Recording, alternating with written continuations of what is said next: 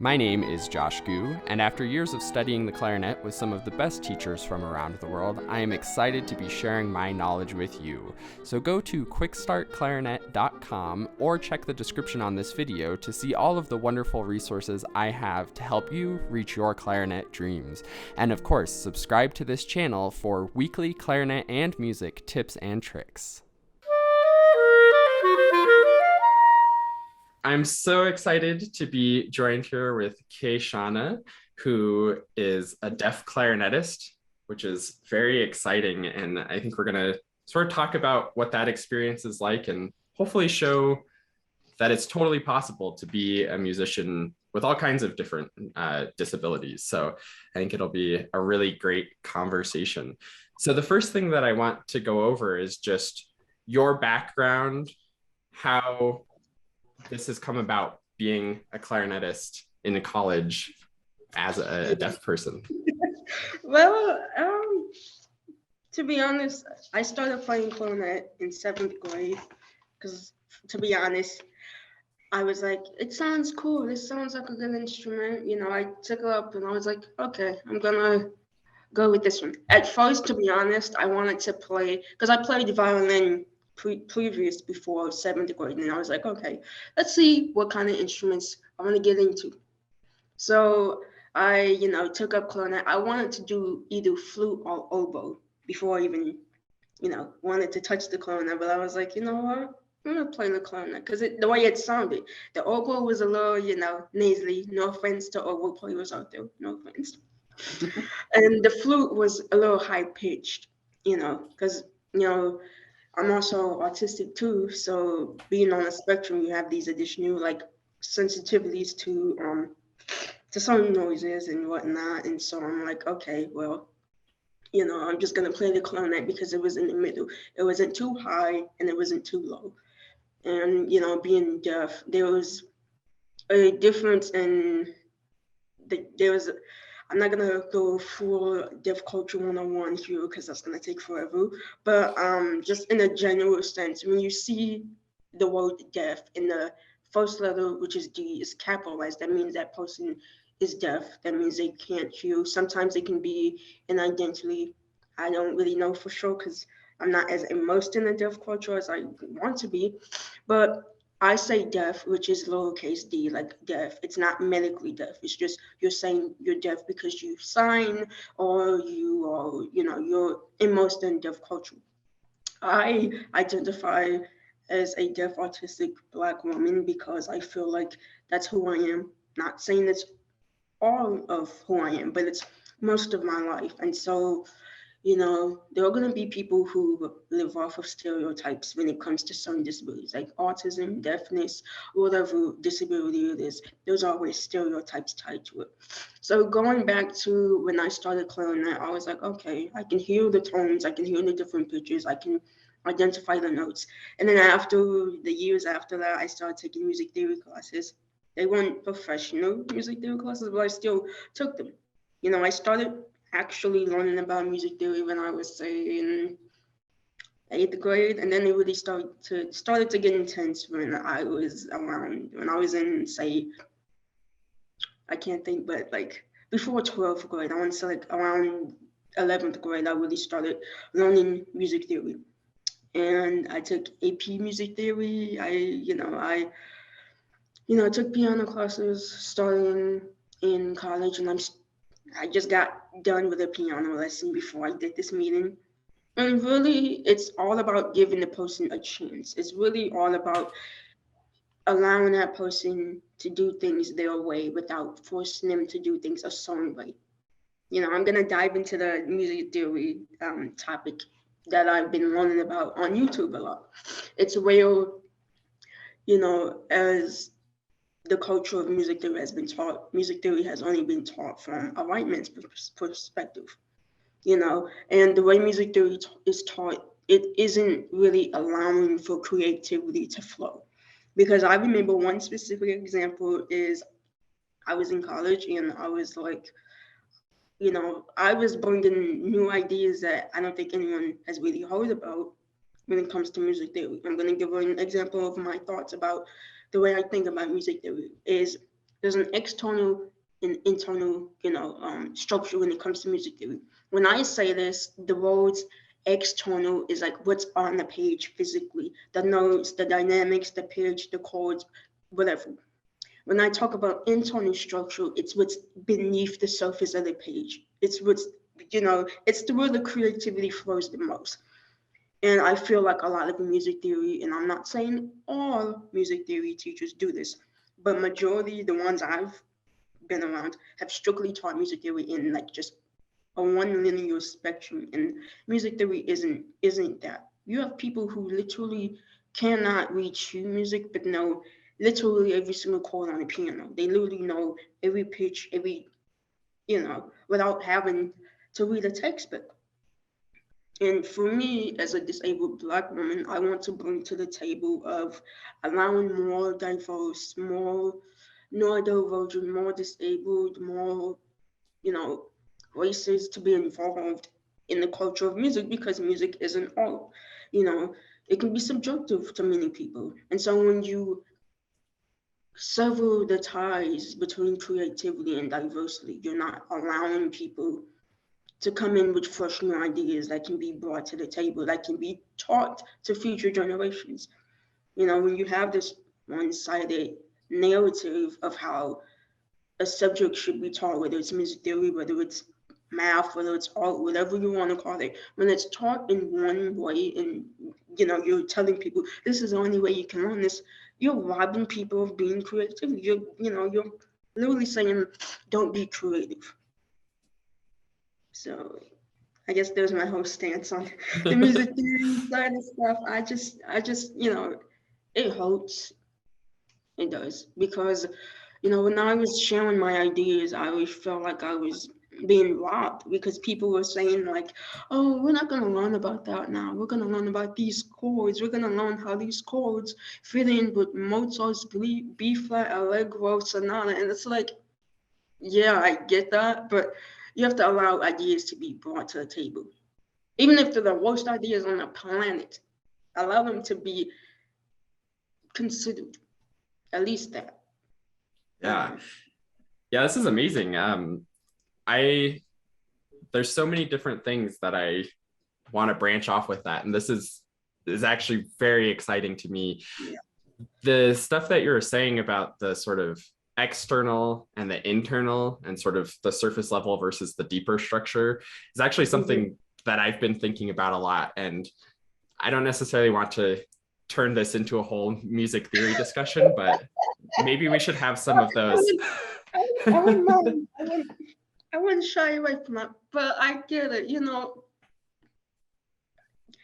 Being Black is like almost considered a crime, almost. And I'm not saying that it is a crime. It's just the way different races are being, I don't know what's the word, what's the word I'm looking for? The way that different races are being taught the same things that, again, that white kids are being taught. It's not exactly the same. I'm not going to dive into the whole education system because that's a whole other discussion in and of itself.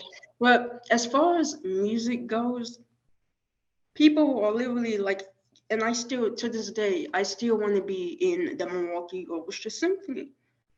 But, I know I'm going to have some hurdles that other people are not going to have because of my skin color, because I'm female, because I'm disabled, all these other, strings attached, so to speak. It doesn't leave room for other avenues to be, considered. It doesn't leave room for, I go to the conservatory to do lessons, and I still feel a little on edge, even though the diversity is more, intertwined, so to speak.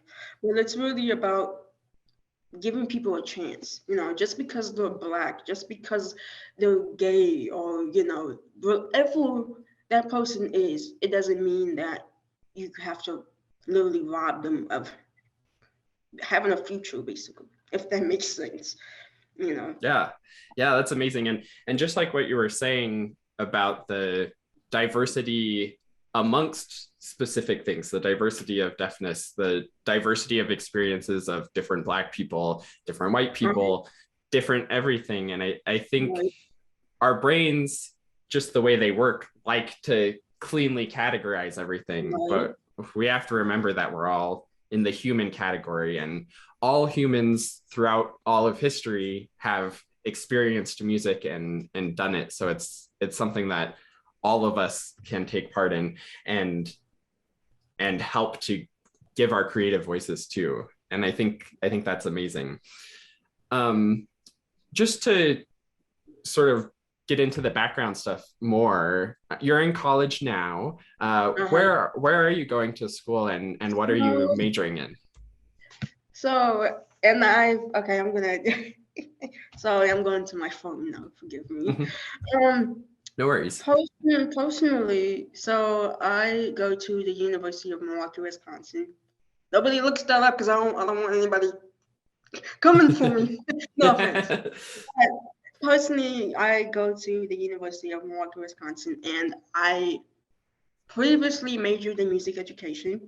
And I wanted to change my major to English because I wanted to, be a writer. And then I started looking into these different, ways I can help people, because I really wanted to help people instead of just focusing on myself, And so I just decided, okay, I'm gonna figure out a career that helps people and that also helps myself.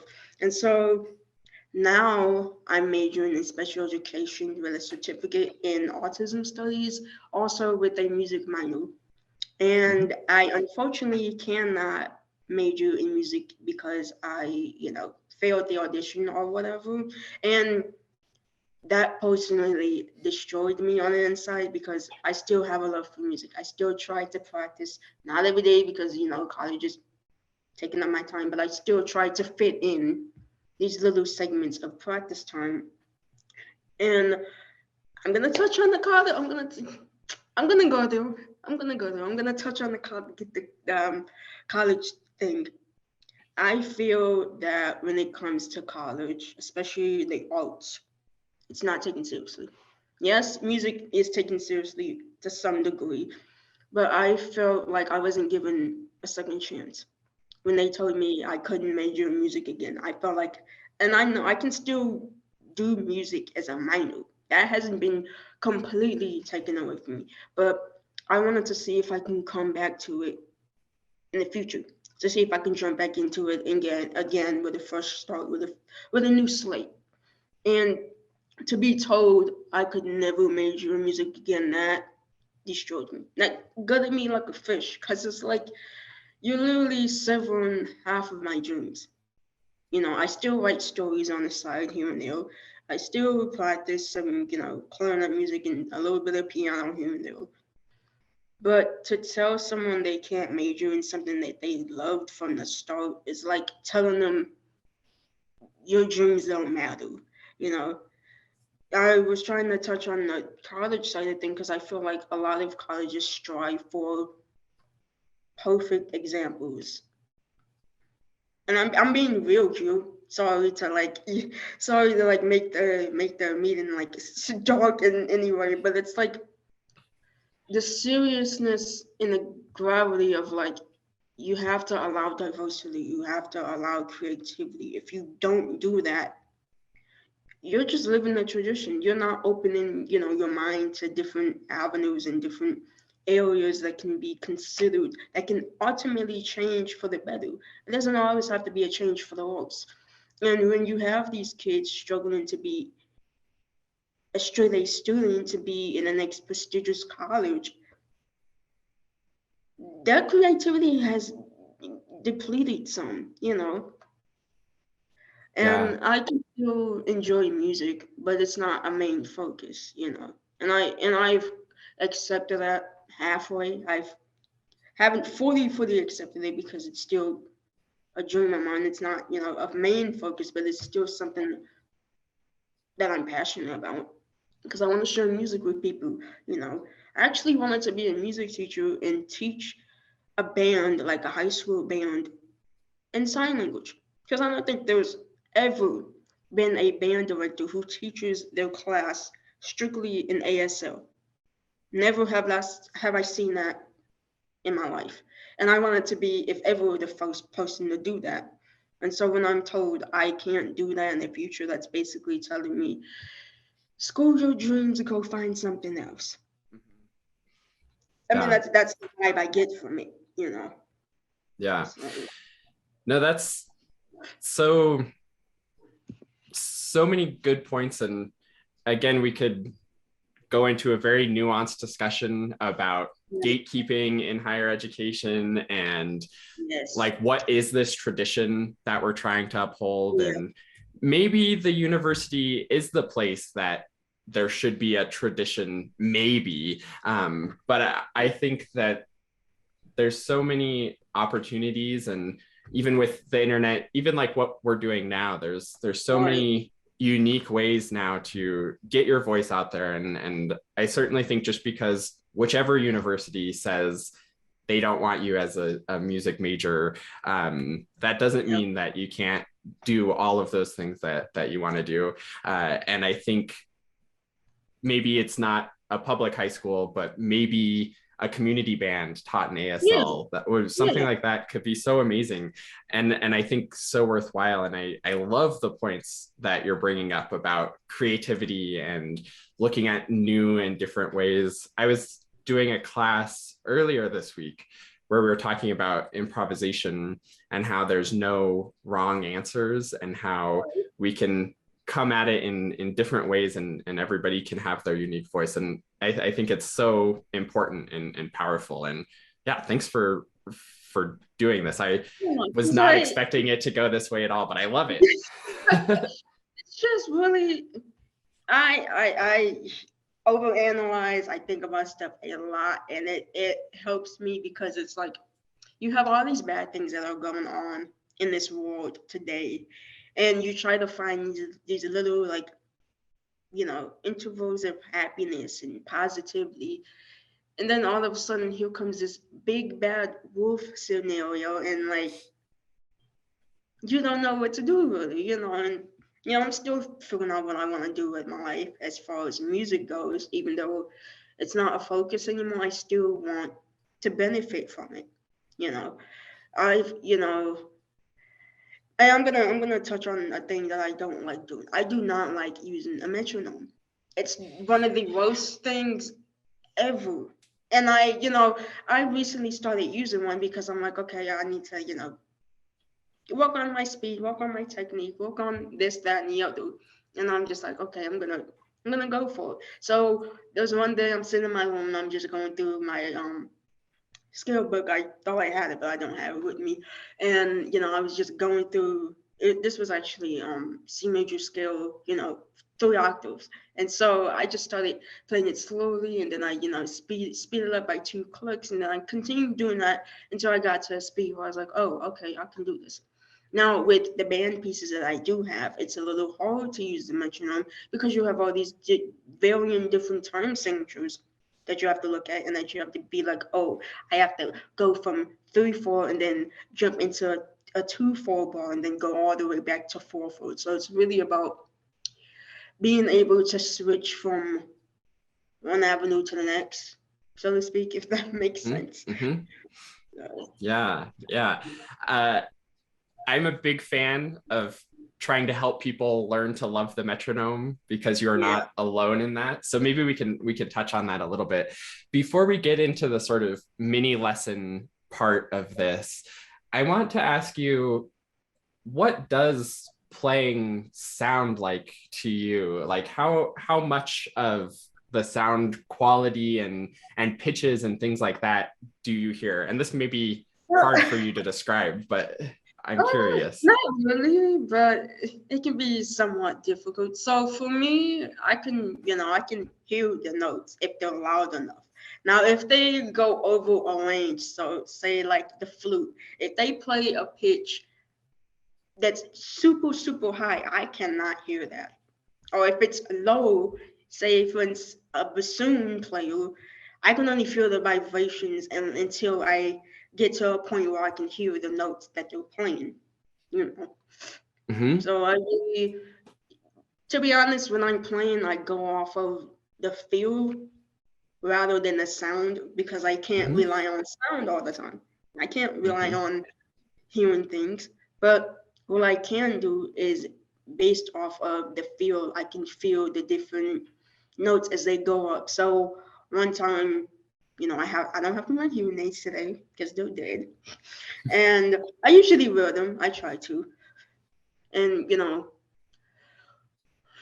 one time I had my hearing aids in and they suddenly stopped working and I was in the middle of playing a piece. And so what I noticed is that as the notes starting from the lower register as they went up, I can feel as they went up, through the vibrations and through like as the vibrations got less and less, I can, as the pitch got higher, the vibrations got less and less. As the pitch got lower, I can feel the vibrations more. So it's really about feel rather than hearing. It's about touch rather than sound. So it's really, based on the feel. Now, if I'm playing clarinet, I can still hear the notes because the clarinet is closest to me, Hmm. but I still go off of vibrations and feeling rather than just hearing it, you know. Yeah, So, yeah, that makes sense. That's so fascinating. And again, yeah, like what you were saying, just the diversity of experiences too, where even for me versus somebody else, the way that we perceive the sound is unique to us. And you have a disability that greatly right, changes the way that you perceive the sound, but it's exactly. still like your unique way of feeling it. Yeah, great. Um, are you ready to dive into a little mini lesson stuff? I can, I can try. I can. Um. So I think I sent a picture of. Let's do. Jace, get your in a second. Let's do this one. Sounds I good. think I sent that to you. Yes, you did. There we go. So let's do just a little bit. I think always it's better to work in small sections. So what's one of the sections that's the trickiest for you? So I'm looking at, I want to say measures 39. Mm-hmm. So Mm-hmm. really it's about the notes, the way that, you know, so it's Adagio Misterioso. So I'm assuming that's 80 beats per measure at the most, Mm-hmm. probably less than that.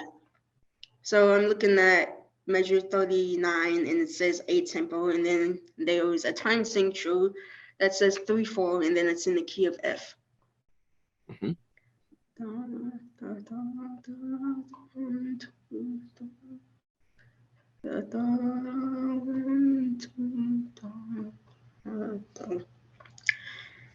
So you have your clarinet with you or no? Yes, yes, yes, I do. Um, I thought I was gonna have to play this alone.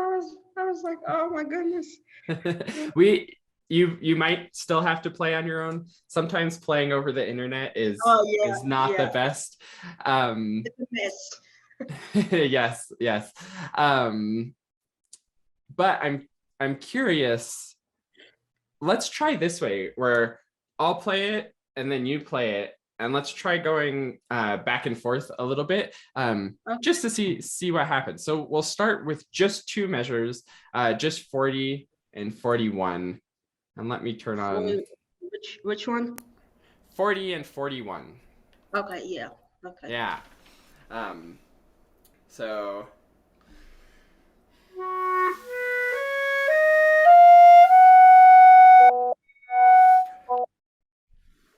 Okay.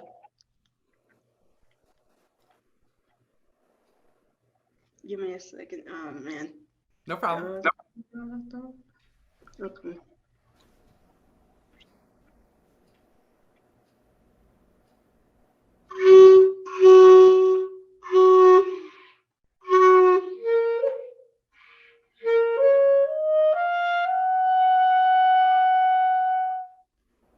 Nice, nice. Let's talk about sort of the way that I look at music and sort of break it down into the parts that you need to know. So I have a system that I call the 4 opportunities for improvement. The first one is rhythm, the second, sound quality, the third, notes, and the fourth is style. So let's actually start with the notes. So how are you thinking about those notes and getting the fingerings on the clarinet? I am 100% a perfectionist when it comes to this sort of thing. So if I mess up on a note, I'm gonna feel some type of way about it because I'm like, oh my God, I just screwed up on the note. Which, again, coming from a music perspective, missing wrong notes aren't really a major deal, but most people consider them to be because, when you mess up a note, you're messing with the intonation, you're messing with the pitch, you're messing with the, overall, sound. So really, it's how again comes to the notion of how you perceive it. Mm-hmm. Mm-hmm. Yeah. Um, you mentioned that you're sort of starting to get into more scale practice, and you identified this as F major, but then there's the accidentals that sort of throw a Exactly. wrench in the F Right. major. Yeah. How like comfortable are you with naming like that second note, for example, in that measure? Like, does that come quickly for you? Somewhat. So, okay, if I'm looking at the key signature and I can see this is in the key of F, but they are accidentals, I would either say that it's F melodic major or F harmonic major, depending on the pitch in the notes, depending on the accidentals. So looking at this, I want to say it's in F melodic major. And I could be wrong. F melodic major. I think you mean melodic minor, where it's the Yeah, sixth and seventh are raised? yeah, yeah. Mm-hmm. Yeah. Um, no, that's a great way to be thinking. I think that the key signature isn't that important in this actually. Yeah, Uh, that is true. there's so many accidentals that at least at this measure we're operating outside of the key of F major, or D Uh-huh. minor would be the other key with that. Um, Right. without worrying too much about the key and stuff, just how comfortable are you saying like the names of the notes in that measure? Okay, so you have A flat, D flat, E flat, F natural, G natural, and A flat. Yeah, perfect, perfect. Um, so go ahead and play those notes, and let's not worry about rhythm or anything else yet. Just like getting those notes really solid. Okay.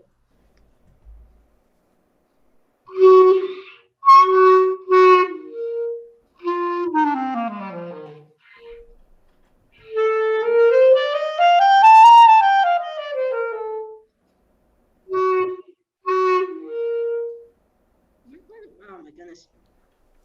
Oh.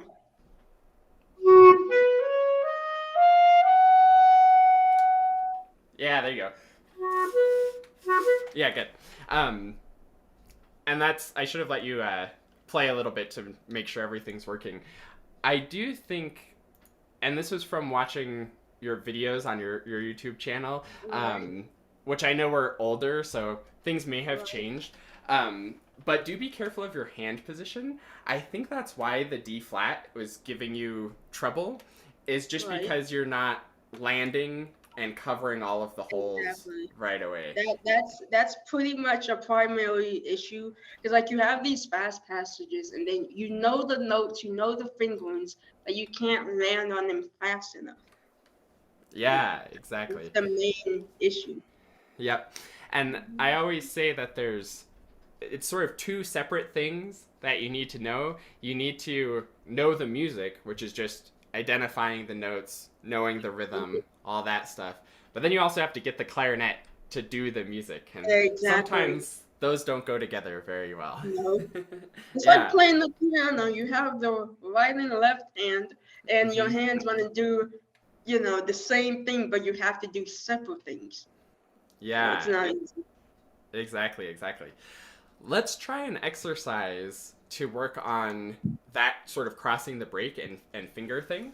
So what I want to do is actually just isolate the D flat and the A flat and try doing D flat, then A flat, and then D flat. And the idea is to move your fingers as little as possible. So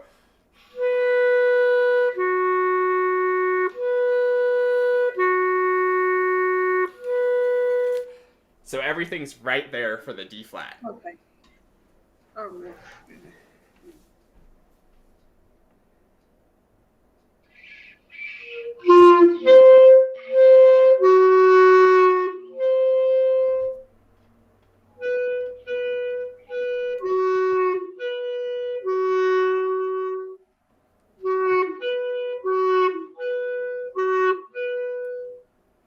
Yeah.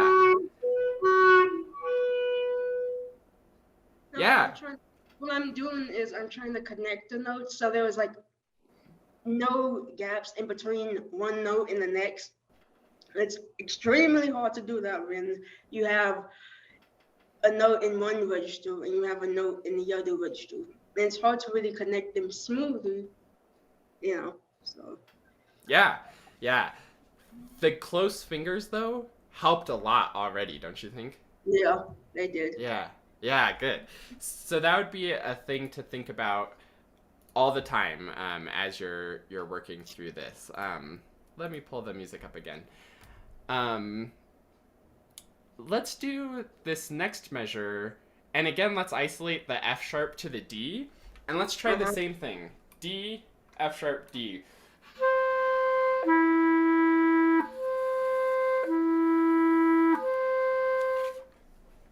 Okay.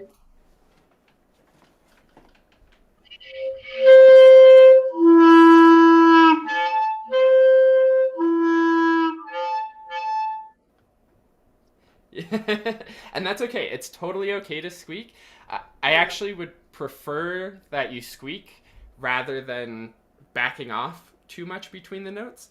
If it squeaks, that just means you didn't land perfectly with your fingers. Right.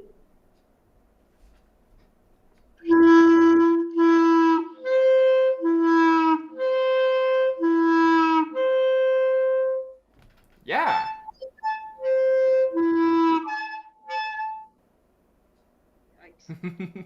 That's okay.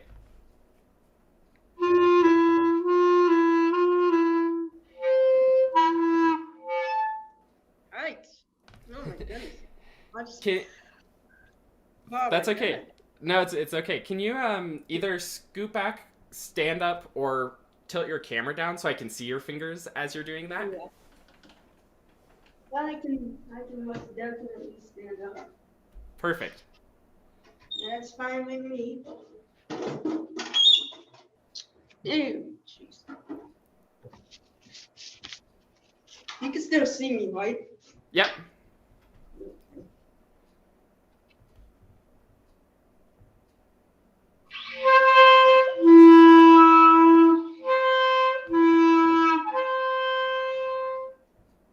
Good.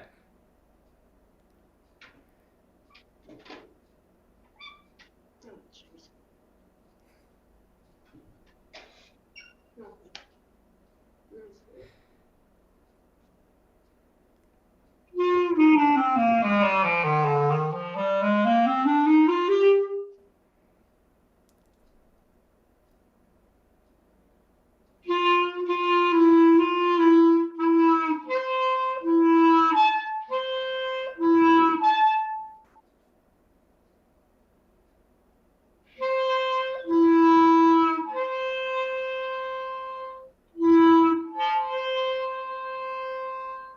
Good. Can you also turn towards the camera a little bit more so I can see the front of your fingers? And even if you just want to do just those two notes, from memory is fine, because we'll probably just do those couple of notes. Yeah, it's perfect.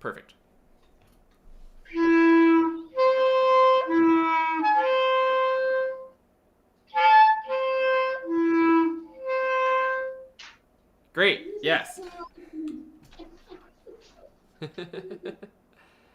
That's good.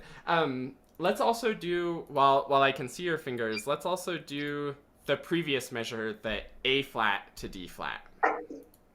Okay.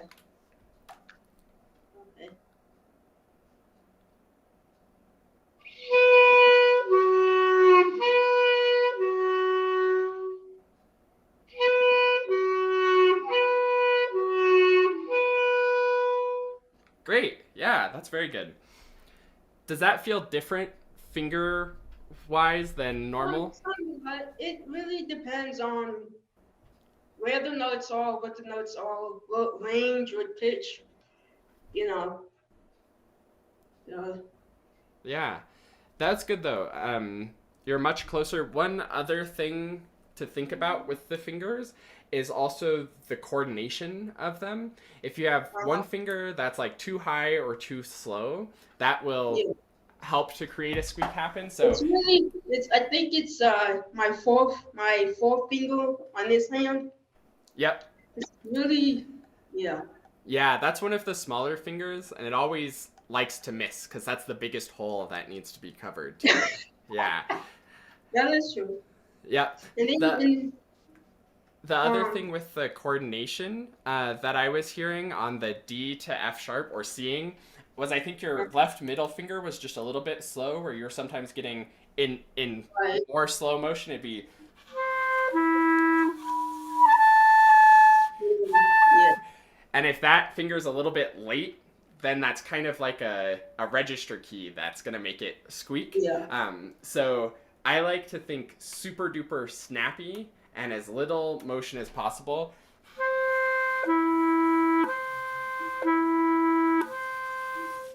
And that's what sort of gets those good connections.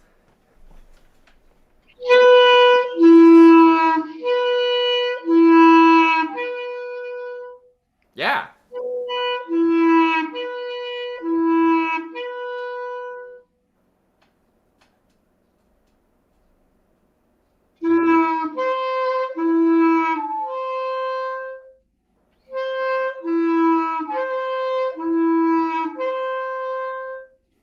Yeah. Yeah, that's good.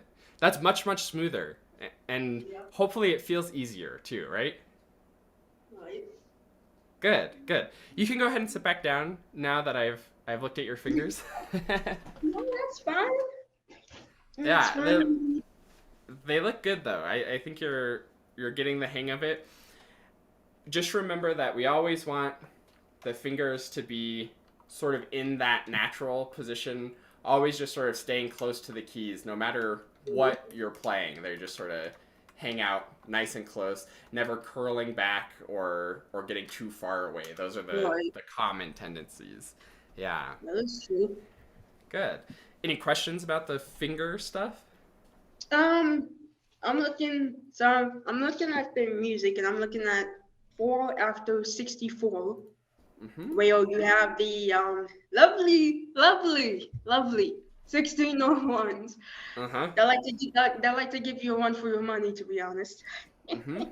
Because it's really about, you know, because I'm looking 5 after 64.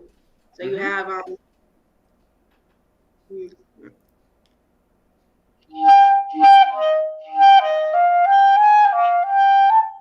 oh man.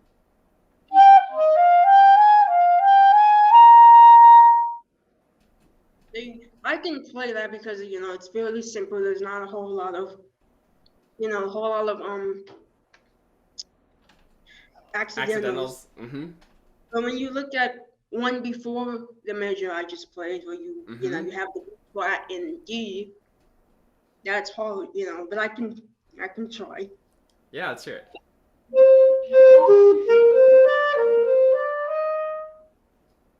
That was pretty good. And you know, it's really about the speed that I'm Mm-hmm. more so worried about when it comes to these faster pieces of music. You have to be accurate with the notes, you have to be accurate with the rhythms, and that really leaves little room for mistakes. I mean, people do make mistakes.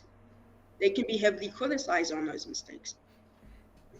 And Yes. sometimes it can be problematic, especially when you have this, and I'm not saying, to say that you can't do things because of your disability. What I'm saying is sometimes when you have a disability, there are things you cannot control that happens. And when you make a mistake somewhere and you criticize for that mistake that you couldn't control, it makes you feel bad. Because people are like having these expectations of you, which are not super duper bad expectations, but they can be a little much for some people. Yeah, I've had yeah. I now I've moved on to the fate of the gods. That is a piece that is not as challenging, but it can be challenging, especially, and I'm looking at measure 96, Yeah, where let me you pull have, that up. no, it's okay. 96. I numbered the 96. pages. Mm-hmm. Well, I numbered the measures because I didn't want to get lost. And Yeah, yeah. so you have this E sharp, which is F natural. Mm-hmm. And so you have that, and then it's like, you know,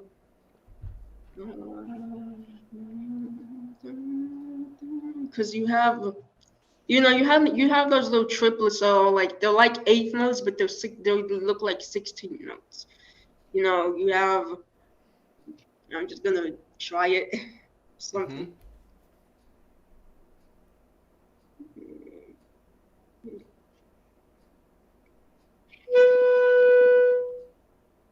That's you have to really think about it sometimes because you're using F natural to F sharp, Mm-hmm. so Mm-hmm. it's like it's not. How are you fingering that? Are you doing F natural and then F sharp? You're using the fourth key. Perfect. Yeah, Yeah. yeah. Mm-hmm. Mm-hmm. So it could be hard to differentiate the F sharp because this is F sharp, Mm-hmm. right? And then this is F natural. So what I do is I do C sharp. Sorry, this hand is a little hard when you hold the clarinet higher than what it's supposed to be. So you have Yeah, C yeah. sharp, then you have F sharp, I think. Yeah, F sharp, F natural, G sharp, A, B, C sharp, and then D. Mm-hmm. So really, it's about making sure you get all those sharps in. So I'm not gonna play the rhythm. I'm just gonna play the notes Mm-hmm. as a scale almost.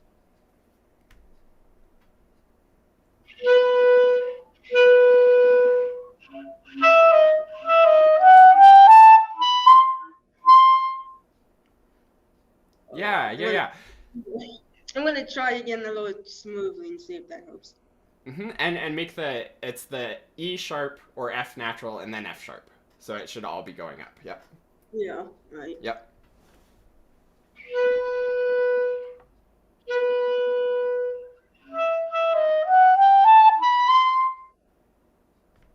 Yeah.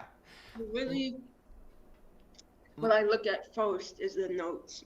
I look at, is this an F sharp? Is this an E flat? I look at the accidentals and I forget the rhythms, although I focus on the rhythms a lot because I want to be accurate. I want to be like, okay, I got this, I can do this. But really, there was you know, Let's talk about this a little bit. If speaking of rhythms, if you were going to count this measure, how would you go about counting the rhythms?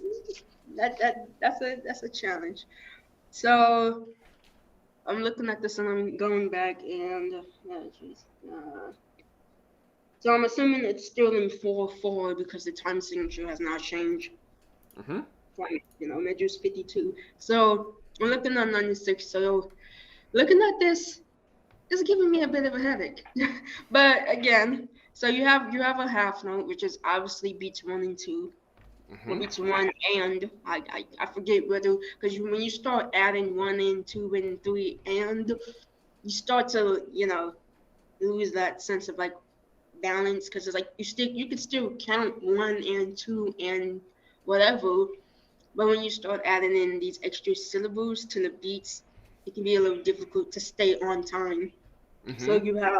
you have a half note, and then you have these 1 and 16 notes. So really, C sharp is beats 1 1 2, and then you have So beats, I want to say beats 3 would land on E sharp, and then G sharp would be beats. Jeez, oh my God. I want to say three and four. The fourth beat will land on B natural. Close, yeah. So I was close. you're totally right. It gets a little tricky. But having a system for figuring out any rhythm is really helpful, and being able to move between them is really important. So 1 2 is the half note, 3 Uh-huh. is on this eighth note C sharp. So this C Uh-huh. sharp takes up 1 2, and then the first half of 3, and Right. then we're on to and for E and for the Right. 16th notes. Is this? Exactly. It sounds like Yeah. the system of like 1 E and a 2 E and Yeah. a. Yeah. That's That's familiar. I was close, but I'm like, yeah. I just play what I see on the page. Yeah, Cause yeah, yeah. eh, And that is not abnormal at all. I teach a lot of people, and a lot of people conceptualize rhythm like that, where they just sort of yeah. kind of play it, but don't actually know how to really count it. Uh, I want So, to I want to do an I was exercise real quick to work on these different subdivisions that I think every musician should do this exercise regularly, and I think it would help with rhythms and subdivisions a ton. I call this the subdivision exercise. So what we're mhm. gonna do is count 1 4 4 measure of quarter notes, a measure of eighth notes, a measure of triplets, and a measure of 16th notes, and then go Okay. back. So Uh, let me demonstrate first, and then we'll try it. So no, you get a steady beat going. The steady beat's very important, and then you yeah. count 1 2 3 4, 1 and 2 and 3 and 4 and 1 triplet, 2 triplet, 3 triplet, 4 triplet, 1 E and a 2 E and a 3 E and a 4 E and a. Give that a try. Okay. Am I calling that or out loud? Clapping and counting it. Yeah. Oh, jeez. Oh my God. Nobody put me on the spot here. Okay. Sorry. It's good practice No, though. you're good. Okay. So the first one is quarter notes, right? Mm-hmm. Okay. So 1 2 3 4. 1 and 2 and 3 and 4. One. Oh, jeez. You did the triplets and it's throwing me off. Yeah. I No, okay. count triplets as Yeah, one okay. triplet, 2 triplet, 3 triplet. 1 2 3 4. 1 E and a 2 E and a 3 and E. Okay, yeah, I Yeah. get it. Good. I So get it. if you can get really good at that exercise, then when you look at a measure like this, you can see it as half Right. note, and then you change to that 16th note subdivision. Okay. 1 2 3 and a 4 E and a 1. Okay. Yeah. Yeah. Okay. Yeah. And the important things to get with rhythm always is the steady beat. So making sure that that beat 3 and that beat 4, 1 2 3 and a 4 E and a 1. Okay. Yeah. So there was measures 96, and then there was one last thing I want to go over, which Mhm. is measures 104. So I'm gonna try and play 96. Mhm. Oh, jeez. Because it's one. Because I'm missing the beat somewhere. I think I'm not counting the C sharp in there. Because I'm Yeah. looking at the half note and it's 1 2 3 da, da, da, da, da, da, da. Okay. Mhm. And think I- of you hold until 3 and catch 3, and then lead and 2, 4. So it's 1, 2, 3 is the long note, and then and a 4, E and a 1. Okay, yeah. 1, 2, 3, and a 4, E and a 1. Okay.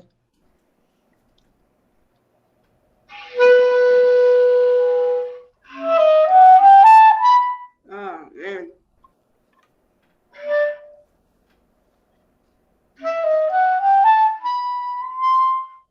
I'm missing a beat somewhere. I don't know which one it is. I think it's beat 4. Yeah. Yeah. That's good though. And make sure that the E sharp comes Yeah. before the F sharp. So it's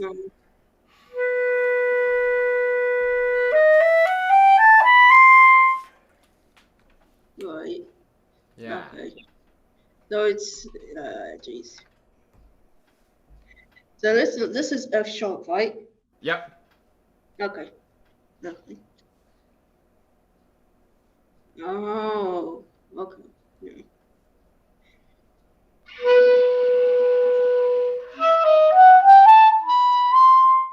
Yeah, I'm missing a note somehow. I'm missing something. It's really close though. Yeah, I think the main thing is that you're going to the F sharp. Right. Instead of Right.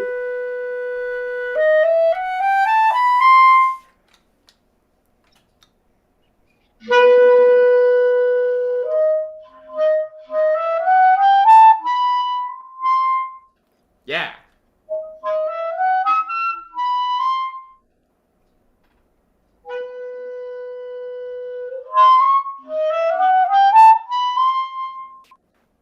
Yeah, good. And let's actually, I think instead of looking at 104, I want to give you a system for practicing this measure, and the same system applies to 104 because it's very similar type stuff. Because the issue is going from sort of getting the pieces put together and then actually having to play it fast, right? Exactly. Yeah. So there's 2 keys to playing fast. One is making sure that you're really confident with the rhythm and you know exactly how the rhythm fits with the steady beat.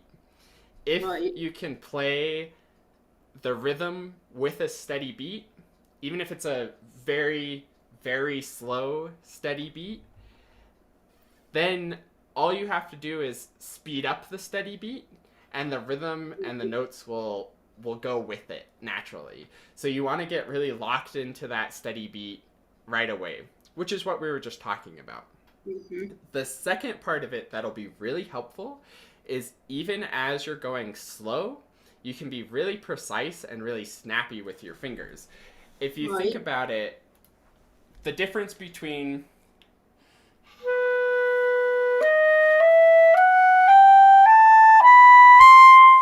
and my fingers aren't actually moving faster because when I was going slow, they were still moving very fast. They were just staying on one note longer. So you can go slow, lock into the steady beat, get the fast, precise finger motion that you need, and then all you have to do is turn up the steady beat on the metronome to be able to play it quickly. So let's try it once, maybe even like way, way slower than we were just doing, so that you can be snappy and really feel 1, 2, 3, and a 4, E, and a 1. Okay. I think I got it. So Yeah. how slow? I want to say.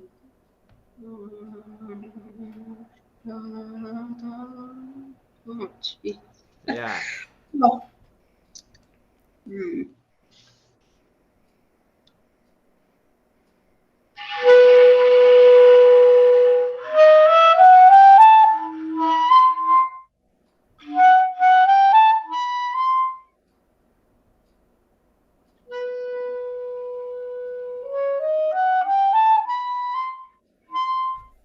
Pretty good, yeah. And then just work to be super duper even, where it's really every single 16th note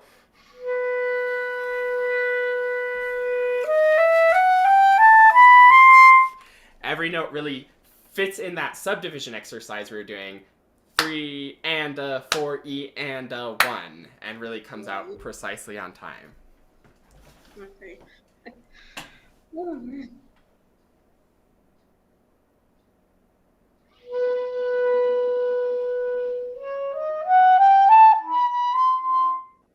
Yeah.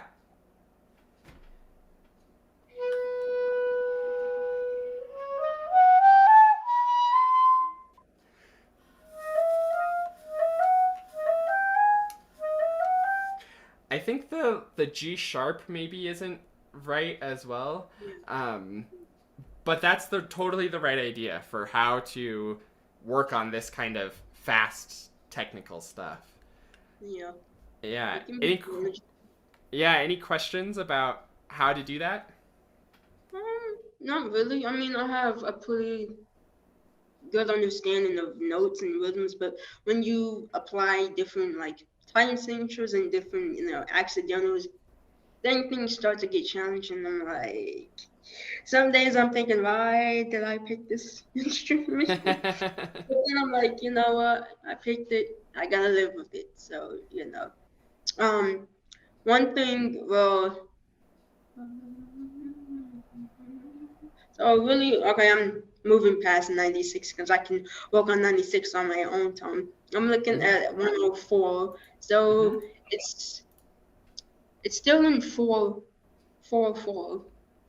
But when I look at it, I instantly start playing it. I really don't, you know, include counting. I still include counting when I'm playing, but I don't automatically focus on that. So you have rest, da da da da da da da da, because it's 316 notes. So really, I just look at it, from this perspective. So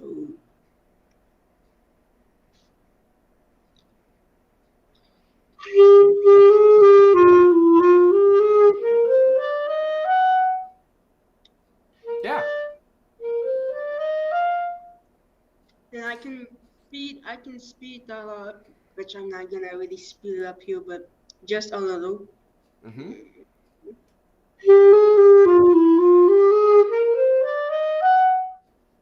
I keep on playing G sharp. I don't know why. Cause I'm used to playing it in other measures, and I have to get used to like playing other notes.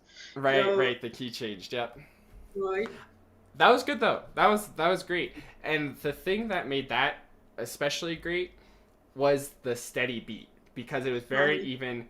Dee da da da dee da da da dee da da da dum. Everything was exactly a 16th note, and you were locked into the steady beat. And if you can stay locked into that, have your snappy fingers, then you just have to speed it up with the metronome, and everything will be fine. Exactly. Yeah. Good. Any questions about that?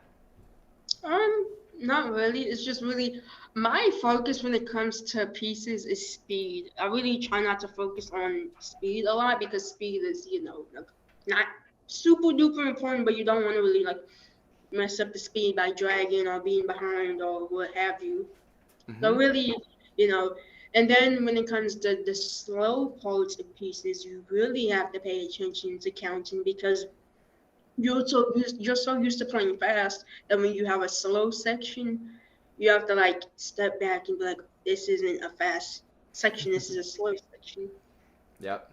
And that's why when I mentioned those 4 opportunities for improvement, rhythm is the very first one, because like you mentioned earlier, actually, if you play a wrong note, you're just changing the harmony a little bit and making it something different. But if you play, no matter how beautiful or correct the notes are, if you play them in the wrong spot, then it doesn't count. Yeah.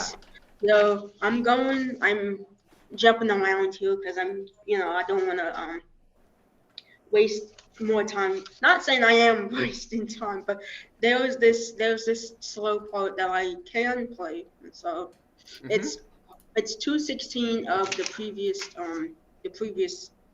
piece. Of the dragon piece. Yeah. It's Is it 216, I think. okay there? Yep. Yeah. So I can play this piece, but this part, shall I say. Yeah, let's hear it.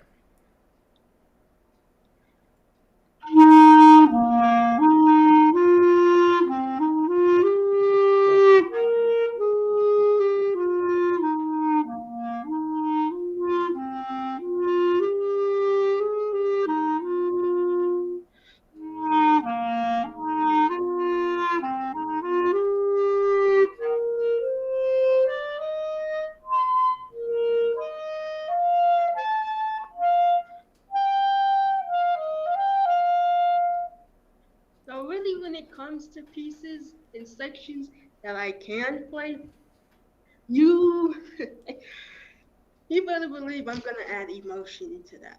Now, I Yeah, try not to. I try not to really push the emotion too much because it's gonna make me sound louder, and I don't want to, sound louder. But when it comes to sections that I can play, I add emotion a lot. And when it comes to the faster pieces, I try to add a little bit of emotion there, but the faster pieces are not so emotionally inclined as the slow sections are because I'm gonna play the first four measures that I just played.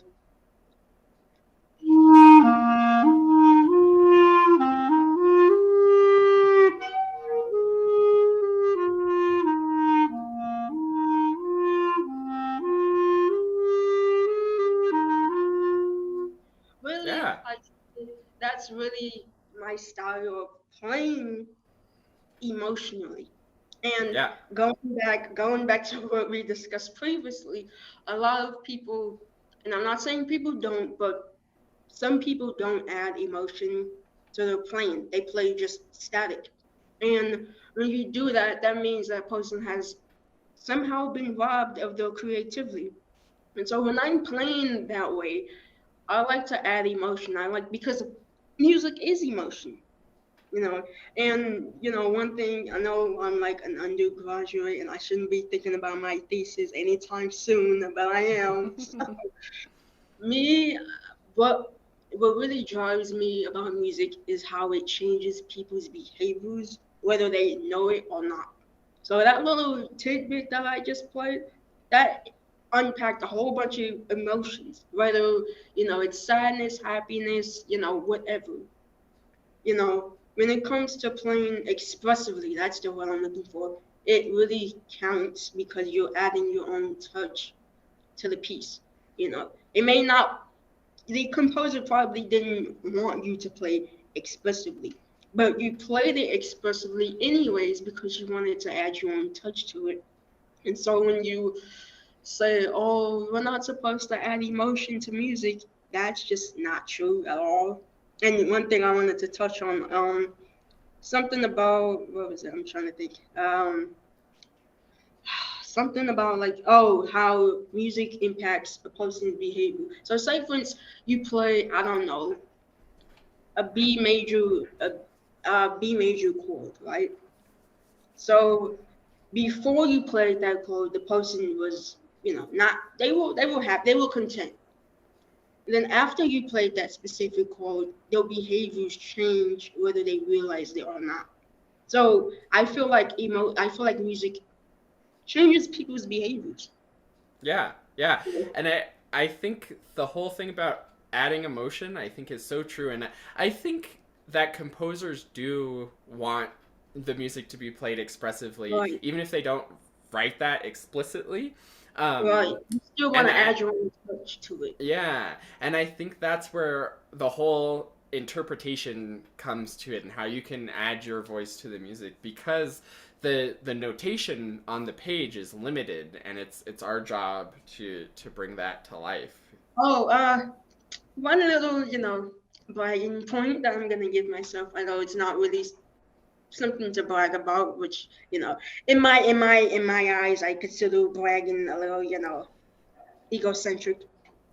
You can come at me if you not you. I'm saying the people watching this, but I'm saying in general, I feel that bragging is a little, over the top. So I did this transposition. It was from the flute trio, which is Bode's trio, and I did a complete musical like play on that transposition of that piece. I may have gotten some rhythms wrong here and there because I was using a software that wasn't really allowing me to make the correct, rhythmic decisions, but I still did it. And I don't know if I can share my screen because I was going to show it a little bit. I don't know. Give me a Yeah, second. yeah. I Oh, think there, you should be allowed to now.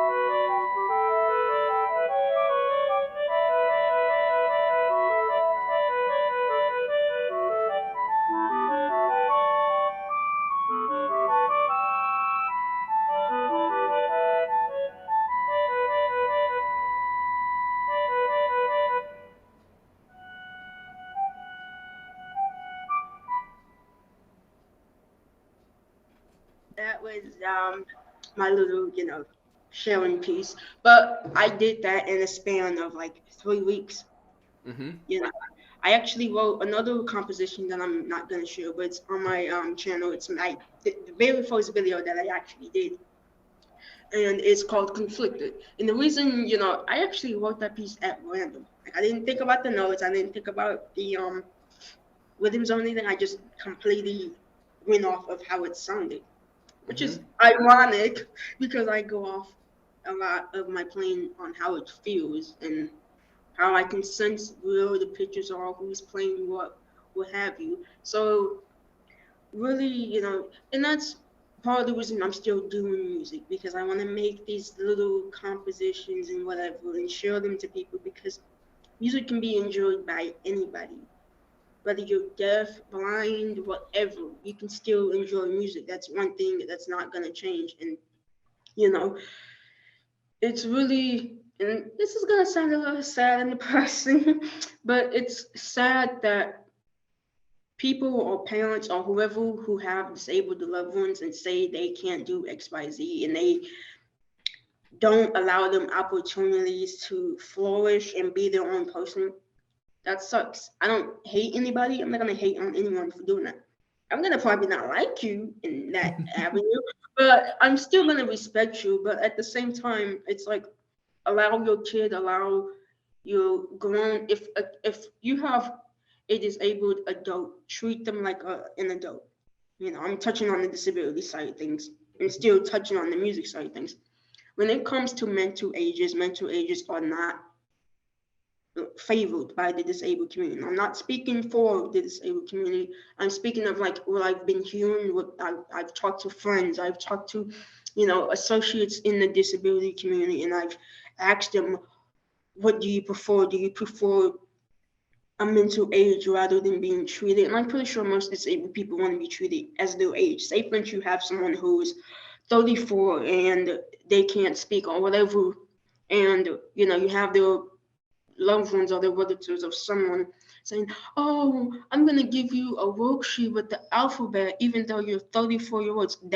Even though you're 34 years old, that's demeaning. That's condescending, and I'm pretty sure most disabled people don't want to be treated that way. I most certainly don't want to be treated that way because it's all about the experience, to be honest. If you are not experiencing what it's like to be autistic, disabled, deaf, you know, in a wheelchair, whatever, if you don't have that experience, you are not going to understand. And it is your right to try and understand disabled people, but it is not your right to speak over them or say you know more than that person when you don't go through their experience. And that's what a lot of people fail to realize is being disabled is a personal experience, even though it can be internal or external. I'm not talking about the music. I'm talking about, experiencing disability, and people say, oh, people don't always want to talk about disability. Yeah, but if you don't talk about the thing, the thing does not get solved. And that's been my motto this whole year. If you don't talk about the thing doesn't get, the thing doesn't get solved. And nothing, if you don't discuss a topic, nothing about it gets done. There's no conflict resolution, there's no solution, problem solving type of stuff. Being I consider myself a part of the disabled community because I have multiple disabilities. Not gonna say them all, but the main ones that I have, or that I'm autistic and I'm deaf.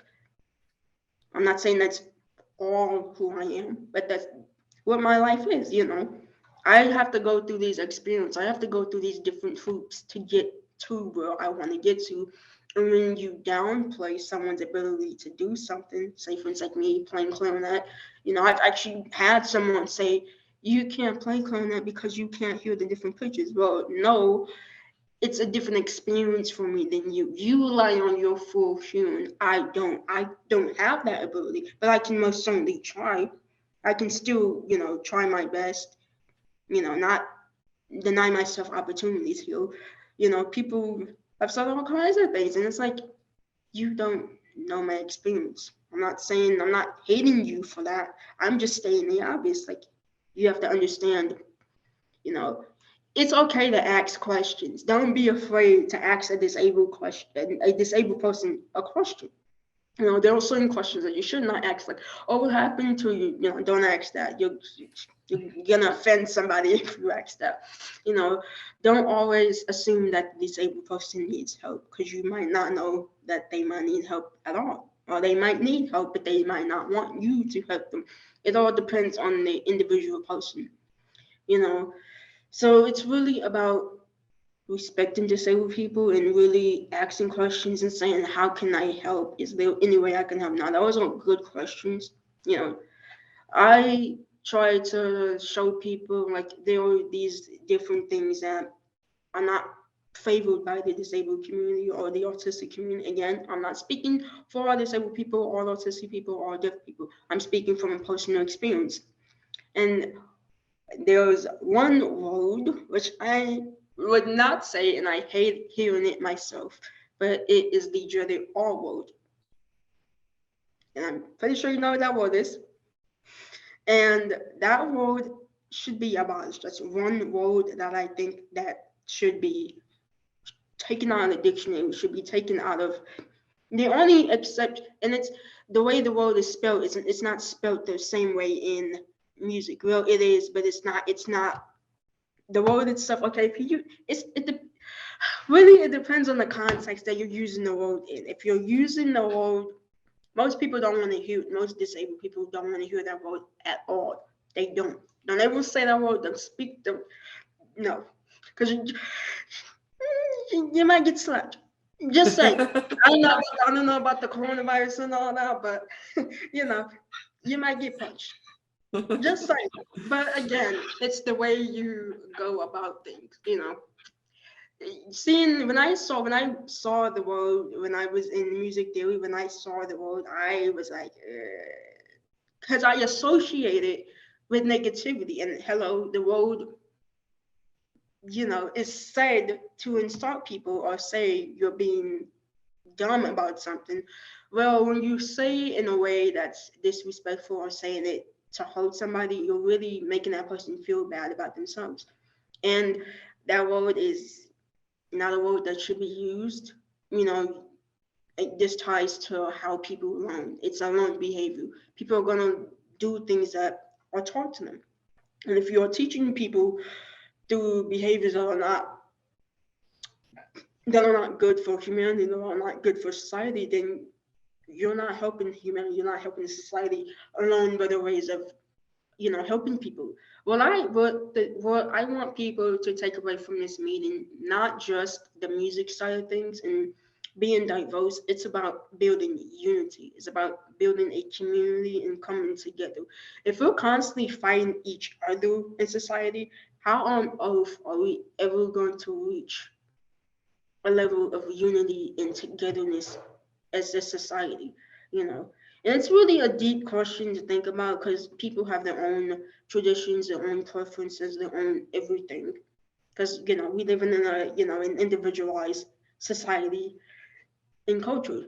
And I respect that, but it's, again, how you go about things. Like if you say something that someone's going to get offended by, try not to say the word, try not to do the thing that's going to upset people, because if you do, then, again, you might get punched and you might not, depending on the person. So, but me Yeah.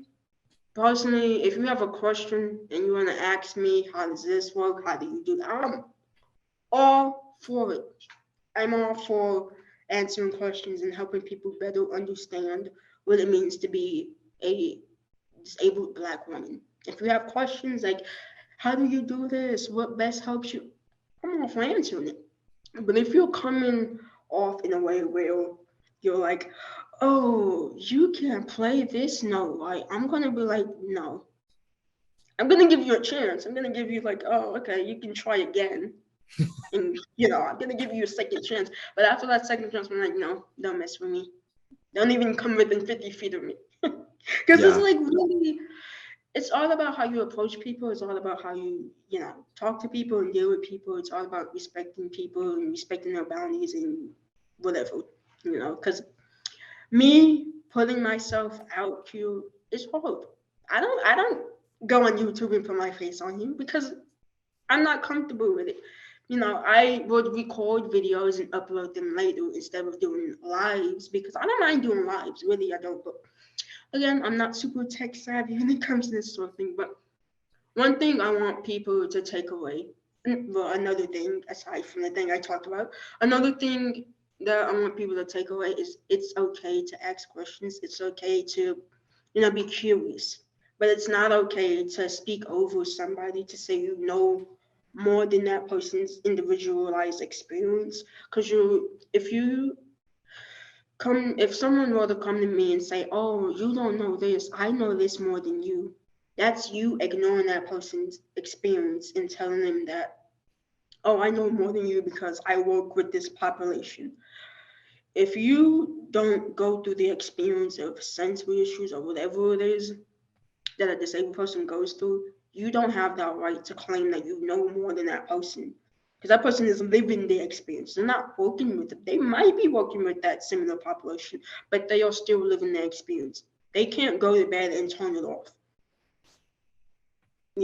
So really it's about being mindful, to be honest. That's the big takeaway from this meeting, to be honest, is being mindful, being understanding.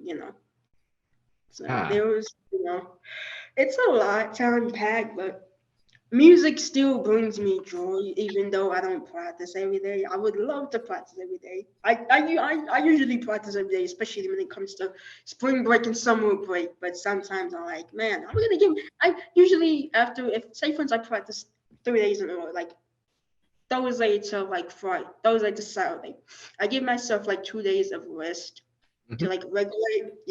That's how I do my practice regimens. I usually practice on the weekends because Mhm. Monday, Fridays is just busy, but I still try to put in some time to practice. Music isn't gonna die anytime soon.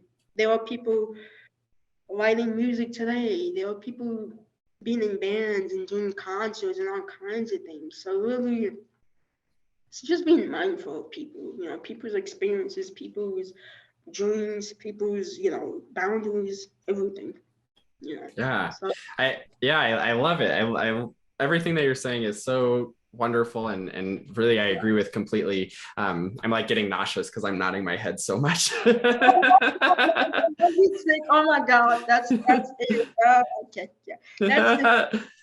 No, it's okay. It's just That's great. It's great. Yeah. I thank you for like having me here and being able to go through the little exercises and stuff.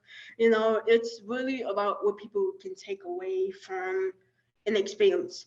I'm not. I don't want to say scapegoat, but that's the only word I can think of. I'm not the prime example for a Black disabled person. There are African American men who are disabled, African American women. I'm not the poster child or example for any disabled person of color that you meet. I'm not that Yeah. example. And I'm not, I think you you've know. done a great job of saying that, yeah, everybody's diverse and like this is you and your experience. And Right, when we were doing the sort of little lesson, like I tried to treat you just like any person I would right. teach.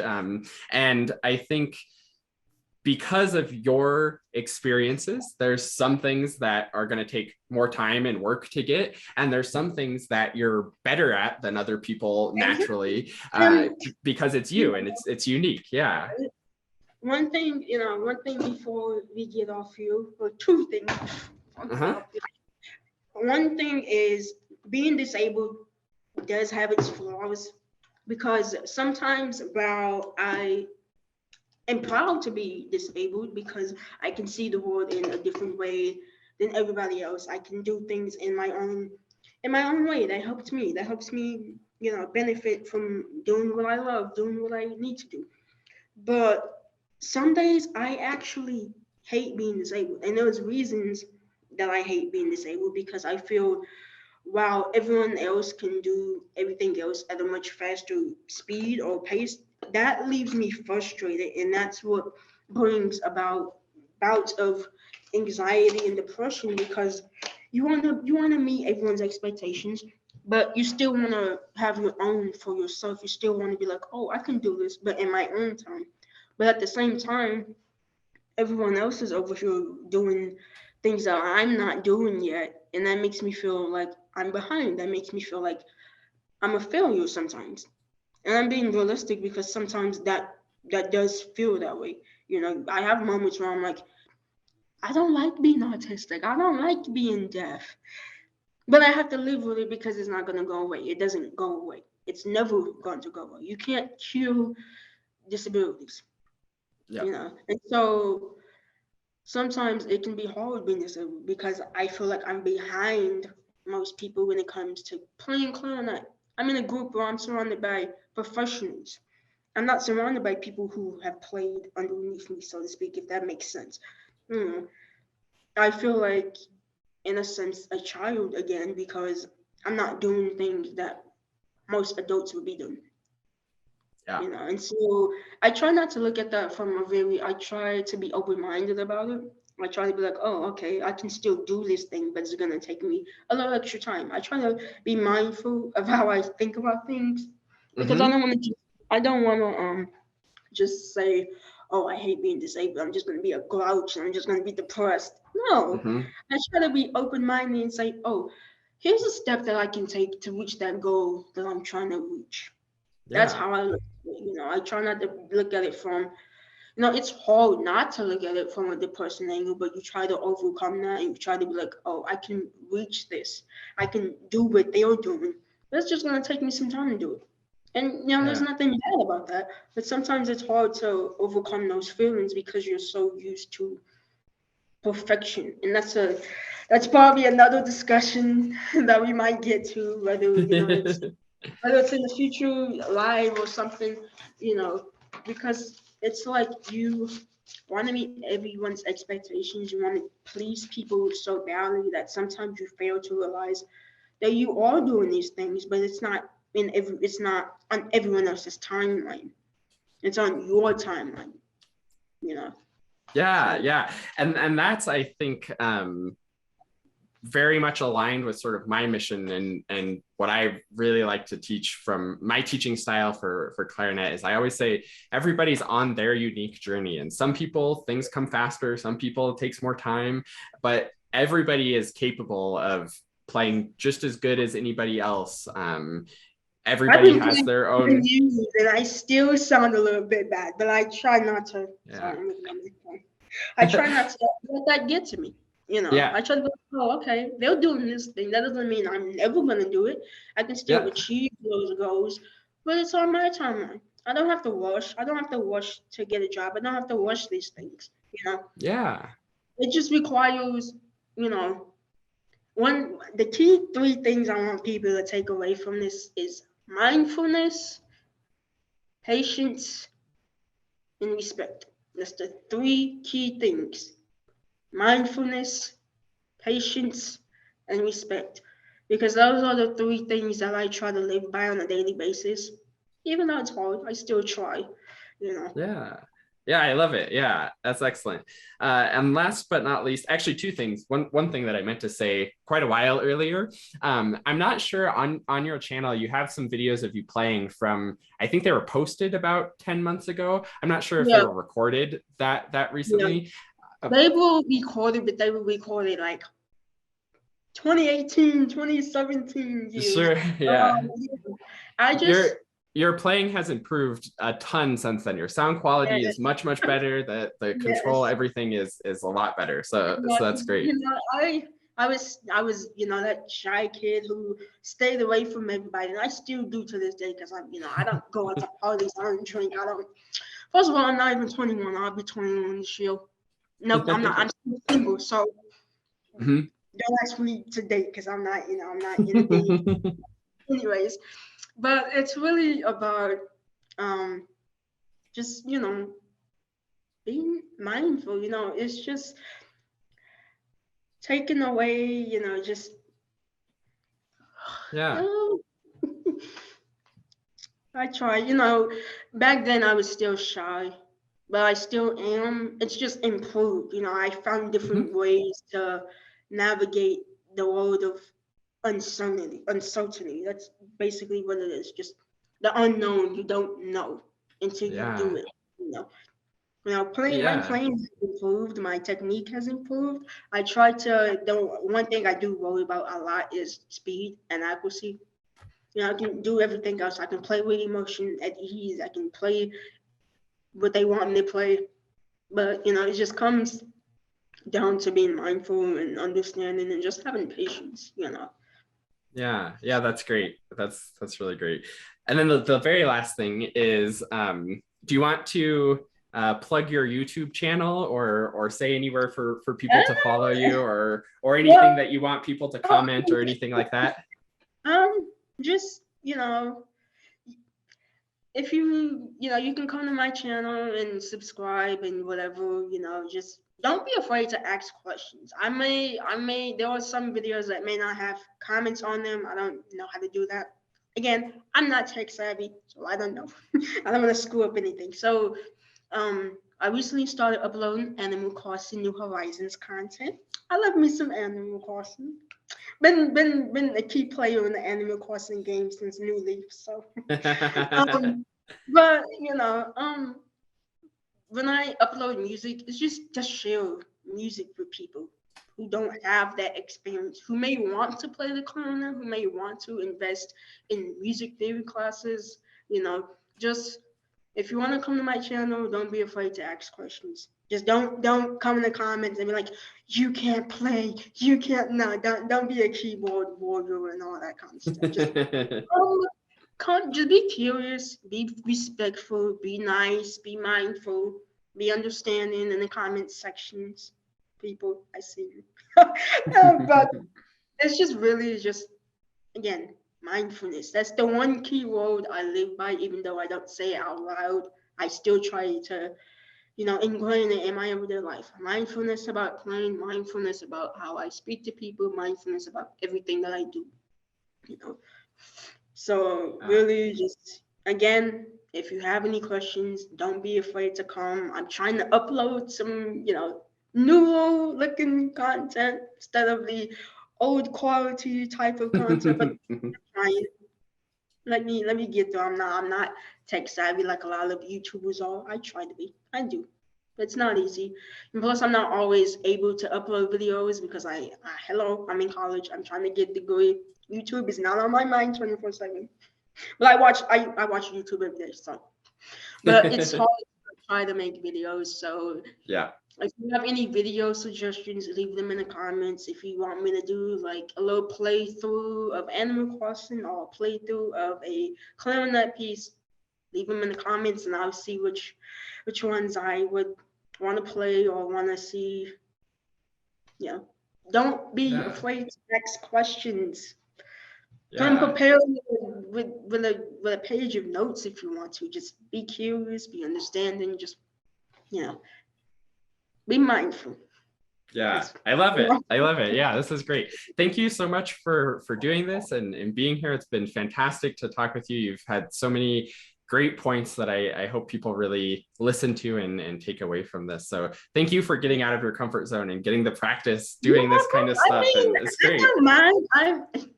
Again, it's just being understanding, and I do repeat myself a lot. So, but it's just really just coming on here and sharing with people. That's I'm not looking for my 15 minutes of fame. I'm not. I just want to educate people and share with people that there are things that disabled people can do. You just have to allow them to have these opportunities, you know. Yeah. It's So amazing. Yeah. Thank you so much for sharing that and keep sharing that. And I'm looking forward to sharing this video with everybody as well. you're welcome.